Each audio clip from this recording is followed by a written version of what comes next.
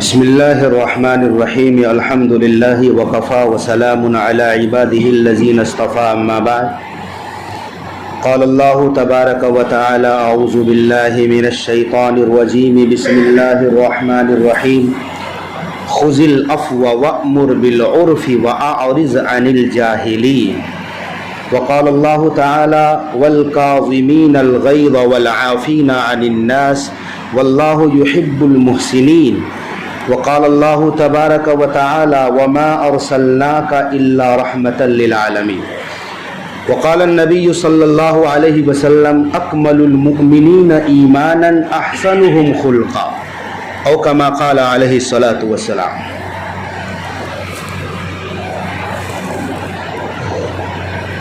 آپ صلی اللہ علیہ وسلم کی مبارک پیدائش کا مہینہ چل رہا ہے، ربیع الاول کا آخری جمعہ ہے۔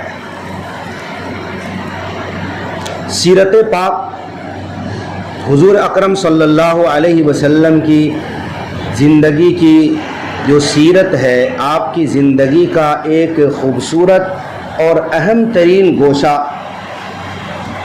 کہ آپ صلی اللہ علیہ وسلم کو اللہ تعالیٰ نے بلند اخلاق کی دولت دے کر بھیجا تھا۔ آپ کے اخلاق کیسے تھے یہ خلق خدا سے مت پوچھو، لوگوں سے مت پوچھو، خود اللہ سے پوچھو کہ نبی کے اخلاق کیسے تھے۔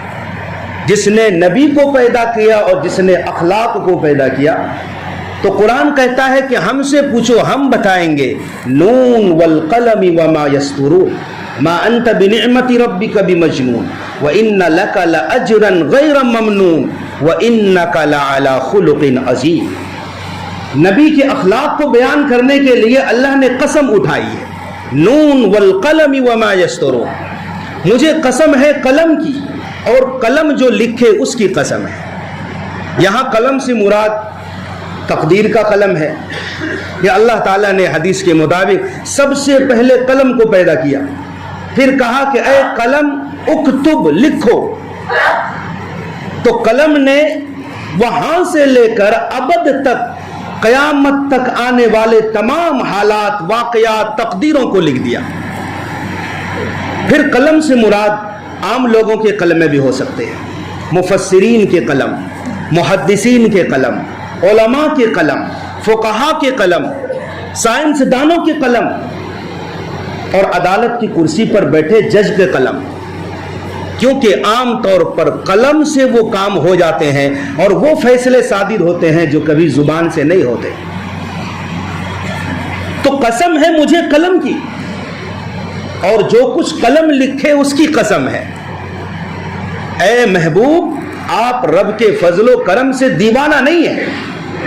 دشمن آپ کو مجنون کہتے تھے، اللہ نے قسم اٹھا کر فرمایا آپ رب کے فضل و کرم سے دیوانہ اور مجنون نہیں، آپ کو جو اجر ملنے والا ہے، انک وان لک لاجرا غیر ممنون، آپ کو تبلیغی کام پر اجر و ثواب ملنے والا ہے، وہ غیر منقطع ہے، کبھی بھی ختم نہیں ہوگا۔ وَإِنَّكَ لَعَلَىٰ خُلُقٍ عَظِيمٍ، اے میرے محبوب، آپ اخلاق کے بلند مرتبے پر فائز ہیں۔ ایک حدیث میں آقا نے فرمایا انما بعثت لأتمم مکارم الاخلاق، میں تو اخلاق کو مکمل کرنے کے لیے دنیا میں بھیجا گیا ہوں۔ نبی کے اخلاق کیسے تھے؟ سیدہ عائشہ رضی اللہ عنہا سے کسی نے پوچھا نبی کے اخلاق کیسے تھے، تو سیدہ نے فرمایا کان خلقہ القرآن، نبی کے اخلاق جاننا چاہتے ہو تو قرآن دیکھ لو، قرآن میں جتنے اچھے اچھے اوصاف حمیدہ اور اخلاق کا بیان ہے وہ سب کے سب اوصاف میرے مصطفیٰ میں موجود ہیں۔ یا نبی کے جو اخلاق حمیدہ ہیں، اچھی صفتیں ہیں ہمارے نبی کے اندر، وہ تمام اوصاف قرآن کریم میں موجود ہیں۔ یہ کون کہہ رہی ہے؟ سیدہ عائشہ، جو نبی پاک کی زوجہ ہے، حرم میں داخل ہے، محترمہ ہے، ہمارے نبی کی پاکیزہ بیوی ہے، بیوی جو سب سے زیادہ قریب ہوتی ہے مرد کے۔ حالانکہ عام طور پر بیوی کسی اپنے شوہر کو بزرگ تسلیم نہیں کرتی ہے قریب رہتے ہوئے۔ یہ ہمارے آقا کی فضیلت ہے، جو نبی سے جتنا قریب ہوا اس نے نبی سے اتنی زیادہ محبت کی، نبی کی تعریف و تمثیل میں حد سے زیادہ مبالغہ آرائی نہیں بلکہ کوٹ کر نبی سے محبت کی، جو جتنا نبی سے قریب ہوا۔ اب بیوی سے زیادہ قریب کون ہو سکتی ہے؟ قرآن کریم نے کہا ہن لباس لکم وانتم لباس لہن، بیویوں کے بارے میں لباس کہا، بیویاں تمہارے لیے لباس ہے اور تم بیویوں کے لیے لباس ہو۔ لباس سب سے قریب ہوتا ہے انسان کے بدن سے۔ عورتیں ہر کچھ جانتی ہیں مرد کے بارے میں۔ تم بڑے بزرگ بنتے ہو باہر کے لیے، گھر میں بزرگی نہیں چلے گی، کیونکہ بیوی سب سمجھتی ہے۔ الف سے لے کر یا تک، اے سے لے کر زیڈ تک سارے احوال تمہارے بیوی کے سامنے ظاہر ہیں، خلوت اور جلوت سب کچھ بیوی جانتی ہے۔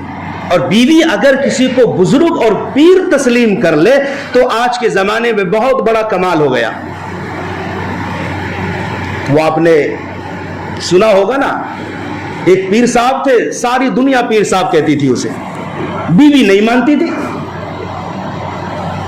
تو ایک دن اپنی بیوی کو مطمئن کرنے کے لیے وہ بزرگ صاحب، پیر صاحب اپنے گھر کے صحن کے اوپر آسمانوں میں اڑ رہے تھے کہ بیوی دیکھ لے۔ تو بیوی نے کہا کہ دیکھو تم بڑے پیر بنے بیٹھے ہو، پیر تو وہ ہے جس کو میں نے آسمان میں ہوا میں اڑتے دیکھا، وہ پیر ہے، تم کیا ہو؟ کہا پگلی وہ پیر میں ہی تھا، میں ہی ہوا میں اڑ رہا تھا۔ کہا اچھا اسی لیے ٹیڑھے ٹیڑھے اڑ رہے تھے۔ یعنی بیوی اپنے شوہر کو بزرگ تسلیم کرنے پر، متقی تسلیم کرنے پر آمادہ نہیں ہوتی جلدی، لیکن عائشہ صدیقہ کہتی ہے ہمارے مصطفیٰ، ہمارے سرتاج کے اخلاق ایسے تھے، وہ فحش گوئی نہیں کرتے تھے، نرم خو تھے، مزاج میں نرمی تھی۔ غصہ نبی کو آتا تو غصہ فوراً کافور ہو جاتا تھا، غصے پر قابو پا جاتے تھے۔ آپ بازاروں میں شور نہیں کرتے تھے، یہ گھر کی حرم کی گواہی ہے۔ اور آپ نے ایسی تربیت بھی کی ہے۔ ایک دیہاتی آیا اور مسجد نبوی کے ایک کنارے میں پیشاب کرنے لگا۔ دیہاتی تو دیہاتی ہوتا ہے، شہروں کے آداب سے ناواقفیت ہوتی ہے اس میں۔ تو ایک دیہاتی نے مسجد نبوی میں پیشاب کر دیا، تو صحابہ نے ڈانٹنا چاہا، روکنا چاہا، تو مصطفیٰ کریم نے کہا کہ روکو مت، اگر پیشاب رک گیا تو جسمانی بیماری ہو سکتی ہے، ذہنی تناؤ کا شکار ہو سکتا ہے، یہ روکو مت، پیشاب کرنے دو۔ جب وہ دیہاتی پیشاب سے فارغ ہوا تو آقا نے پہلے اس دیہاتی کو سمجھایا، دیکھو مسجد اللہ کی عبادت کے لیے ہے، مسجد خدا کا گھر ہے، یہاں بول و براز نہیں کرنا چاہیے۔ ایک طرف دیہاتی کو سمجھایا تو دوسری طرف آقا نے اپنے شاگردوں اور صحابہ کرام کی تربیت فرمائی، اور کیا فرمایا؟ ایک ڈول میں پانی لاؤ اور پیشاب کے اوپر بہا دو اور مسجد کو صاف کر دو، بے شک تمہیں آسانیاں پیدا کرنے کے لیے بھیجا گیا، تمہیں مشکلات پیدا کرنے کے لیے نہیں بھیجا گیا۔ ہمارے آقا تربیت فرما رہے ہیں، آسانی کا معاملہ فرماؤ۔ سیدنا حضرت انس ابن مالک رضی اللہ عنہ فرماتے ہیں میں نے 10 سال نبی کی خدمت کی۔ جب آپ کی نبی کی خدمت میں داخل ہوئے تو آپ کی عمر 10 سال تھی اور 10 سال خدمت کی۔ حضرت انس چھوٹے تھے۔ حضرت انس فرماتے ہیں اس 10 سالہ طویل مدت میں میرے آقا نے کبھی مجھے ڈانٹا نہیں، کبھی مارا نہیں۔ میں نے جو بھی کام کیا کبھی یہ بھی نہیں کہا کہ تم نے یہ کام کیوں کیا یا تم نے یہ کام کیوں نہیں کیا۔ حضرت انس فرماتے ہیں ایک دفعہ اللہ کے نبی نے مجھے کام کے لیے باہر بھیجا، تو میں چھوٹا تھا تو گلی میں بچے کھیل رہے تھے تو میں بھی ساتھ کھیلنے لگا اور میں اللہ کے نبی کا کام بھول گیا۔ جب کچھ زیادہ وقت گزرا تو اللہ کے نبی بعد میں آئے اور میری گدی پر ہاتھ رکھا نرمی سے، نہ ڈانٹا نہ مارا، اور کہا کہ انس جس کام کا میں نے تمہیں حکم دیا ہے جاؤ وہ کام کر کے آؤ، نرمی سے سمجھایا۔ آج بہت سارے لوگوں کے گھروں میں ملازمین ہوتے ہیں، کارخانوں میں اور گھریلو خدمت گاری کے لیے، یہ سب ان کا نصیب ہے، میں سمجھتا ہوں۔ اللہ تبارک و تعالی نے انسانوں میں جو حیثیتیں تقسیم کی ہیں نا، یہ نظام قدرت کے تحت ہے تاکہ ایک دوسرے سے کام لیتا رہے۔ کسی کو مالدار بنایا، کسی کو اس سے بڑا مالدار بنایا، کسی کو اس سے بڑا مالدار بنایا، کسی کو اس سے کم رتبہ دیا، کسی کو اور اس سے کم رتبہ دیا۔ یہ نظام قدرت ہے تاکہ کام لیتا رہے اور زندگی کا نظام چلتا رہے۔ اگر سب کی حیثیت اور سب کی مالی حیثیت ایک جیسی ہو جائے تو کوئی کسی کے کام نہیں آئے گا۔ ہر ایک رئیس ہے اپنی جگہ پر، ہر ایک مالدار ہو۔ تو یہ نظام قدرت ہے، اس میں انسانوں کا کوئی قصور نہیں ہے، اللہ نے جیسا چاہا ویسا بنایا۔ اس کی ایک مثال اس طرح بھی دی جا سکتی ہے کہ دنیا میں اللہ نے زمین کو کاشتکاری کے لیے بنایا۔ بعض علاقے زمین کے ایسے ہوتے ہیں جہاں چاول کی فصلیں اگتی ہے، جہاں گندم بوئے جاتے ہیں، لیکن زمین ہی کے کچھ ایسے بھی حصے ہیں جہاں چاول کی فصلیں نہیں ہوتی۔ اب پنجاب کے علاقے میں چلے جاؤ، ادھر دال کی فصلیں ہوتی ہے، ادھر چنے کی پیداوار ہوتی ہے، پھر وہاں چاول اور گیہوں کی فصلیں کم ہوتی ہے، تو وہاں کا چنا ادھر آ گیا، یہاں کا چاول ادھر پہنچ گیا۔ تو یہ نظام قدرت ہے تاکہ زندگی کا ایک سسٹم چلتا رہے۔ ایسے ہی اللہ تبارک و تعالی نے بندوں کے اندر مالی حیثیت کو تقسیم کر دیا، کوئی بڑا کوئی چھوٹا، لیکن غور کیا جائے نا تو ہر ایک ملازم ہے۔ غریب ملازم ہے، اس کا آقا اس کا سیٹ ہے، پھر وہ جو آقا ہے نا اس کا بھی کوئی آقا ہوگا اس سے بڑا، وہ اس کا ملازم ہے، پھر اس کے بھی کوئی بڑا ہوگا وہ اس کا ملازم ہے۔ یہ زندگی کی ترتیب ہے۔ تو کبھی بھی اپنے ماتحت کوئی خادم ہو تو اسوہ رسول اپنائے۔ خادم کو اللہ کے نبی سے پوچھا گیا ہم اپنے نوکر کو کتنی مرتبہ معاف کریں؟ سنو، ہم اپنے خادم کو کتنی مرتبہ دن میں معاف کریں؟ آقا نے فرمایا 70 دفعہ معاف کرو۔ یہاں جو 70 کا نام آیا ہے نا، یہ زیادتی کے لیے بتایا گیا، یعنی خادم دن میں چاہے کتنی مرتبہ غلطی کر جائے آپ اسے معاف کرتے رہا کرو، معاف کرنے کا اجر ہے۔ حدیث کی کتاب میں آیا ہے، آقا نے فرمایا کل قیامت کے دن اعلان ہوگا کہ جس کا اجر و ثواب اللہ کے ذمہ ہے وہ آئے اور بغیر حساب کتاب جنت میں چلے جائیں۔ ہزاروں لوگ اٹھیں گے اور جنت میں چلے جائیں گے، جس کا اجر اللہ کے ذمہ ہے۔ پوچھا جائے گا کس کا اجر اللہ کے ذمہ ہے؟ بتایا جائے گا جو لوگ اللہ کے بندوں کو معاف کر دیا کرتے تھے، جو لوگ اللہ کے بندوں کو معاف کر دیا کرتے تھے اس کا اجر اللہ کے ذمہ ہے، بغیر حساب کتاب کے داخل ہو۔ بخاری شریف کی روایت ہے، آقا نے فرمایا بہادر اور پہلوان وہ نہیں جو اپنے مد مقابل کو پچھاڑ دے، ہرا دے، پہلوان وہ نہیں ہے۔ پوچھا گیا کون ہے؟ کہا پہلوان وہ ہے جو بدلہ لے سکتا ہو اور معاف کر دے، یہ پہلوان ہے۔ اور یہ پہلوانی اور یہ صفت مصطفیٰ کریم صلی اللہ علیہ وسلم کے اندر اللہ نے کوٹ کوٹ کر بھر دیا۔ بدلہ لے سکتے تھے آقا مگر معاف کر دیا۔ یہ صفت عام مومنین میں بھی ہونی چاہیے، تبھی تو نبی کے اسوے پر ہم عمل کریں گے۔ سیرت النبی کا یہ پیغام ہے، معاف کر سکتا ہو پھر بھی معاف کر دے۔ نجد کی طرف ایک لڑائی ہوئی تھی، آقا علیہ الصلوۃ والسلام جب لڑائی سے واپس آ رہے تھے، ایک جنگل میں سب کا قیام تھا، صحابہ کرام بھی الگ الگ درختوں کے سائے میں لیٹ گئے اور اللہ کے نبی صلی اللہ علیہ وسلم بھی ایک ببول کے درخت کے نیچے آرام فرما ہوئے اور تلوار درخت پر لٹکا دی۔ اتنے میں ایک دیہاتی آیا، اس کا نام تھا غورث ابن حارث۔ اس نے سوچا کہ موقع بڑا اچھا ہے، وہ دیہاتی آیا اور تلوار لی اور اللہ کے نبی کے اوپر سوت کر کھڑا ہو گیا اور کہا من یمنعک منی یا محمد، بتاؤ آپ کو مجھ سے کون بچائے گا؟ آقا علیہ السلام بیدار ہوئے تو اپنے جلالی لہجے میں، نبوت والے لہجے میں کہا کہ مجھے اللہ بچائے گا۔ نبی کی زبان سے سننا تھا کہ غورث ابن حارث دیہاتی تھر تھر کانپنے لگا، تلوار چھوٹ گئی۔ اتنے میں صحابہ بھی آ گئے۔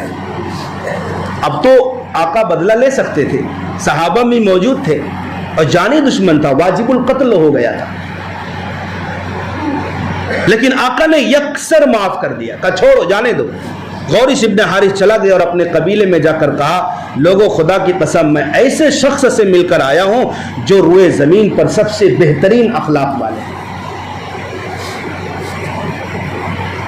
اسی طرح پیارے نبی صلی اللہ علیہ وسلم نے اپنی ذاتی طور پر ذاتی بدلہ کبھی کسی سے نہیں لیا، ذاتی بدلہ اللہ کے نبی کو ستایا گیا ہے، لیکن ذاتی بدلہ کبھی نہیں لیا، کبھی بھی نہیں لیا۔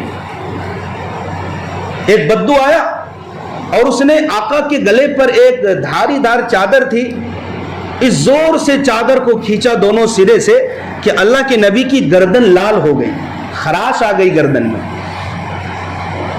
اور کیا کہنے لگا، اے محمد، اللہ نے جو مال آپ کو دیا ہے اس مال میں سے مجھے عنایت کرو، مجھے دو۔ اللہ کے نبی مسکرا رہے تھے۔ صحابی سے فرمایا کہ اس کو مال دو، اور میرے گلے میں جو خراش آئی اس کا تو میں بدلہ لے سکتا ہوں۔ اس بدو نے کہا آپ نہیں لے سکتے۔ کہا کیوں؟ کہا ہم آپ کو جانتے ہیں کہ آپ اپنا ذاتی بدلہ کبھی نہیں لیتے ہیں، تو آج بھی نہیں لیں گے۔ آقا نے بدلہ نہیں لیا۔ خیبر کے موقع پر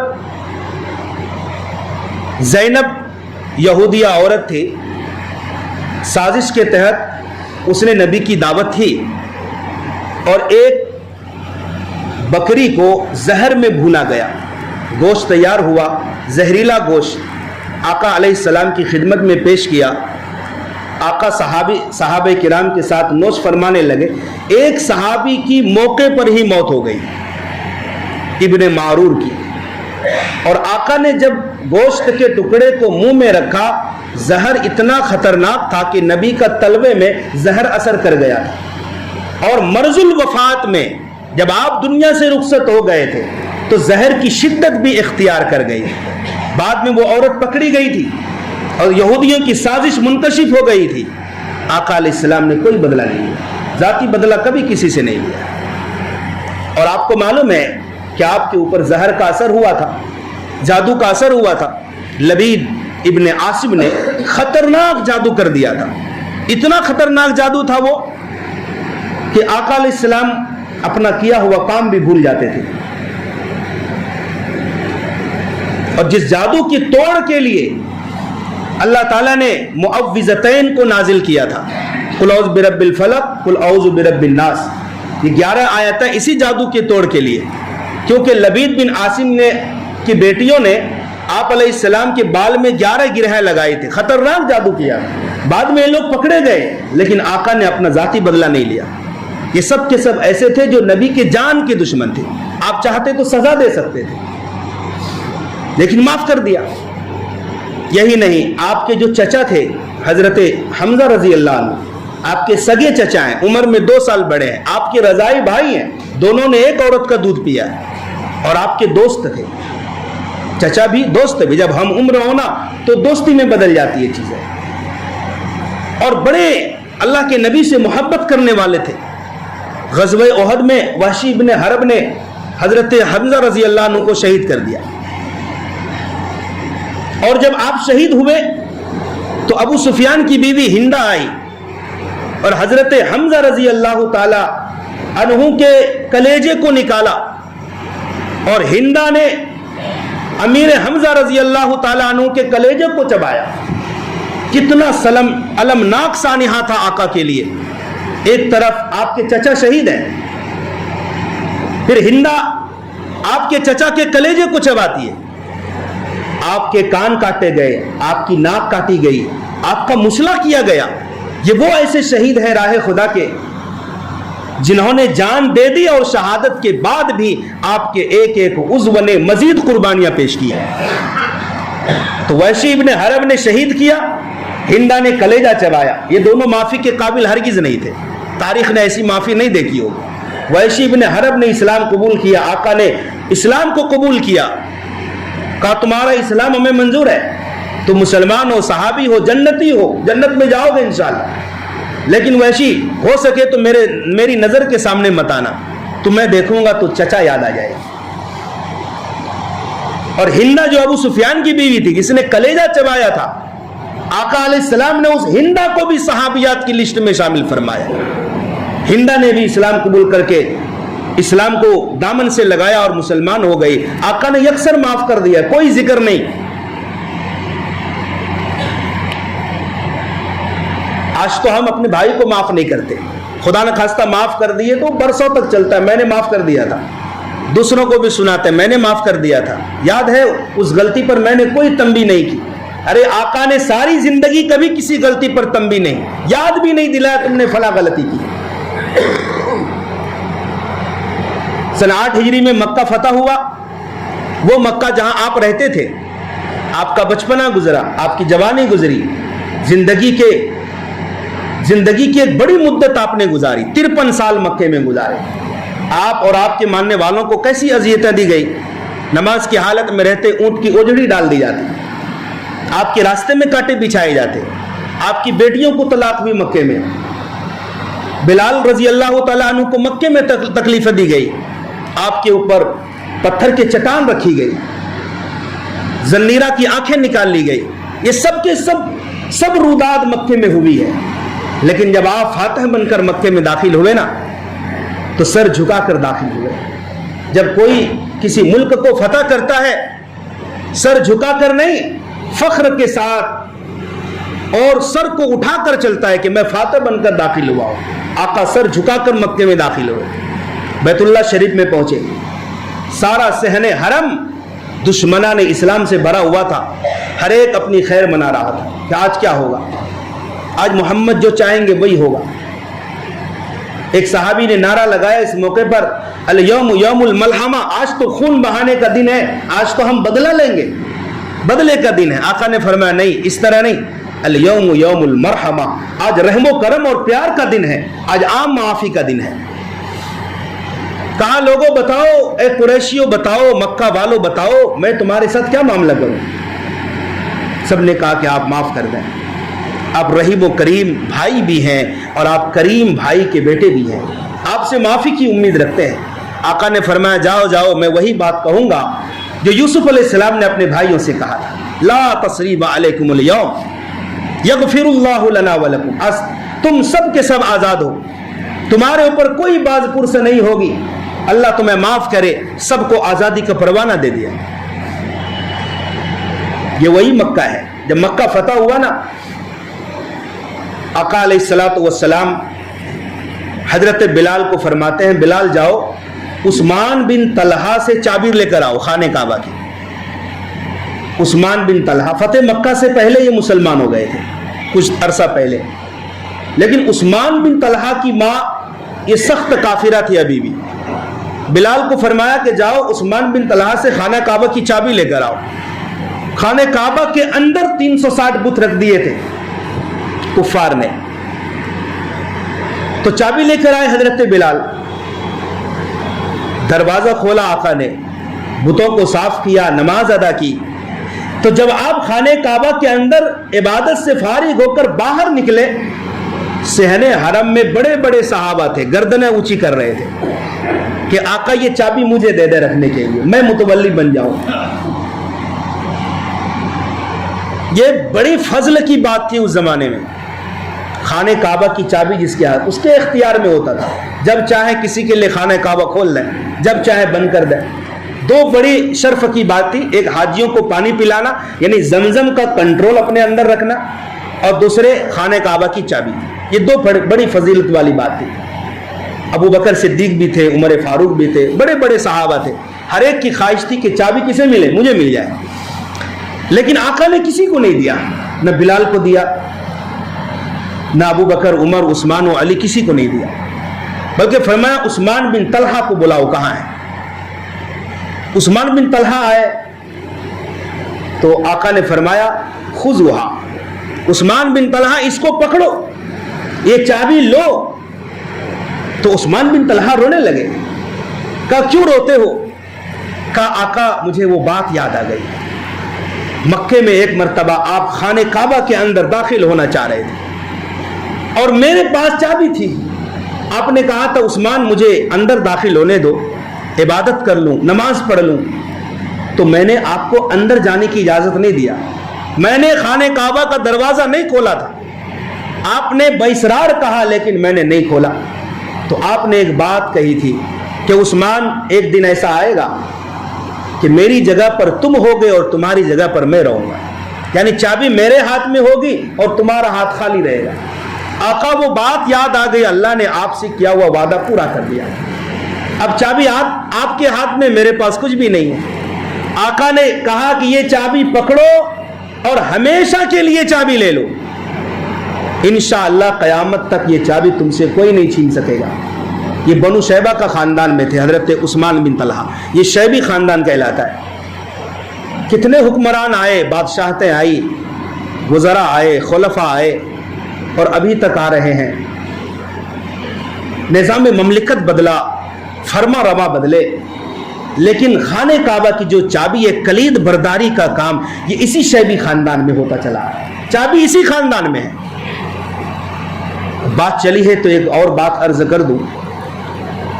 دارالعلوم دیوبند کے شروع کے محتمم تھے مولانا رفیع الدین دیوبندی.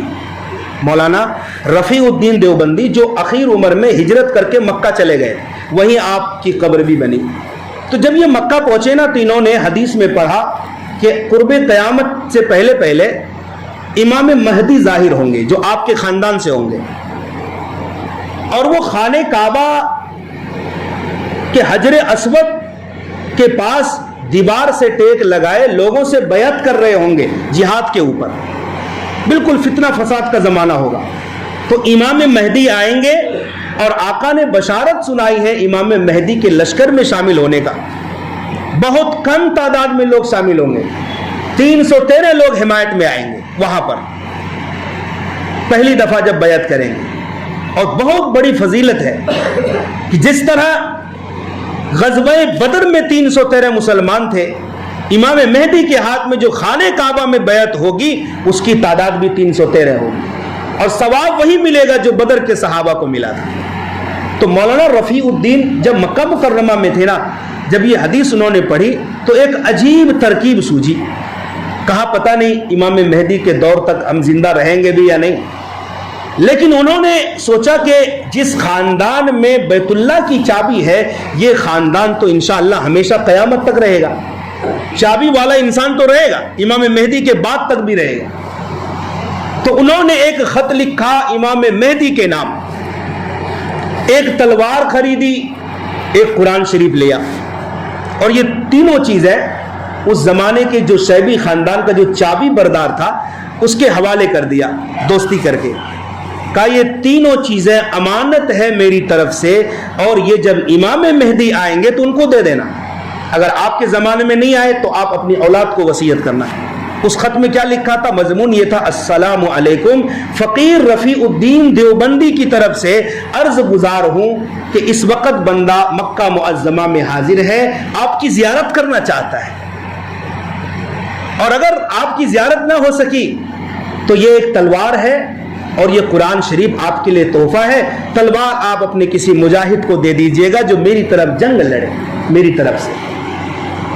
تو اس کا یہ مطلب ہے حدیث کی حجیت کے لیے یہ کتنی بڑی دلیل کی بات ہے کہ آقا نے کہہ دیا ایک شخص کو یہ چابی ہمیشہ تیرے پاس رہے گی، اور انشاءاللہ ابھی تک ہے، اور صبح قیامت تک جب تک خانہ کعبہ رہے گا انشاءاللہ وہ چابی اسی خاندان میں رہے گی. تو اللہ کے نبی کا جو پیغام ہے سیرت نبوی کے حوالے سے کہ ہم ایک دوسرے کو معاف کرنے والے بنیں. قرآن کہتا ہے والقاظمین الغیظ، لوگ غصے کو پینے والے، والعافین عن الناس، لوگوں کو معاف کرنے والے، واللہ یحب المحسنین، اللہ ایسے نیک بندوں کو پسند کرتا ہے. اللہ تعالی ہمیں عمل کی توفیق عطا فرمائے.